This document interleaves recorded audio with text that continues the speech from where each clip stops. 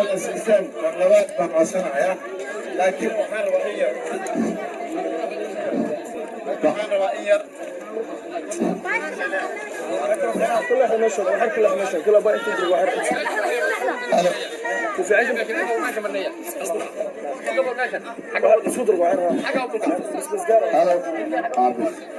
waxaan rabaa hadalku waxaan ku wataa shaqada aan codsanahayo waa shaqada aan asiisaan marka shaqada process baa jirtay hadda waxaan ku jirnaa shortlisted interview macnaha dadkii loogu talagalay inay ku tartaamo keliya ku socon laakiin dad waxaa jira shaqadaas ayada sababteeda uga tanaasuleen meeshana nin ka mid baa nala jooga nin kalena ma joogo waxaan rabaa hadalkayga intaan sii wadanin inaan soo dhaweeyo mudane maxamed dhuw aadan oo nala jooga ninkan waa ninka ii tanaasulay oo weliba iigu yeeray dhammaan taageerayaashiis oo yidhi haddaa waxay isiin lahaadaan siiya maxamed daahir ninka kalena waa daaruun haaruun maxamed asagana wuu nala jooga dhaan hore laakiin hadda nairobi u kacay marka asagaa wada masalaysaa maxamed soo dhow asalaamu calaykum reerliwada asalaamu calaykum magacayga waxaa la dhahaa maxamed dhuw aadan dhaktarka aad buu mahadsan yahay fursaddan yar uu siiyey marka waxaan rabaa inaan isku kan sheego hala yar maxamed dhuw aadan ayaa la dhahaa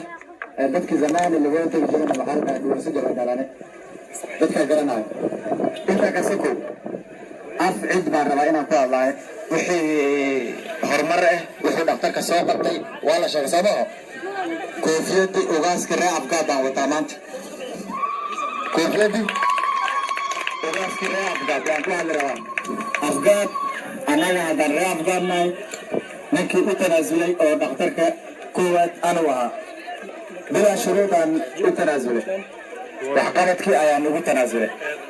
koofiyadda ree afgaadna ogaasnimadii waxaan ku tashanay oo ree afgaad hadda maanta aan ka soconaa maxamed daahiye inaad juble aan u qaadna haddaan cidna annaga marka cawliyahana waxaan inaga codsanaynaa maadaama ugaaskii koofiyadiisa aan qabo oo ugaaskii uu dhahay cawliyahan iigu sheeg cawliyahan u sheeg baa idhaane cawliyahan walaalayaala waxaan rabnaa ninkan arrin oo horumar ah waxaan rabaa inaan ninka si fiican oo si daacadda oo cadaaladda aan noola qaadaan daayo manala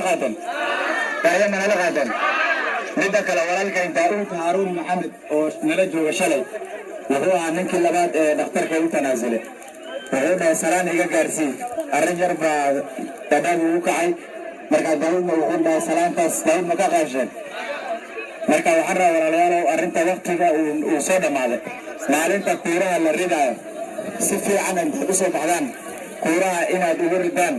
maxamed daahiye ducaale saas moo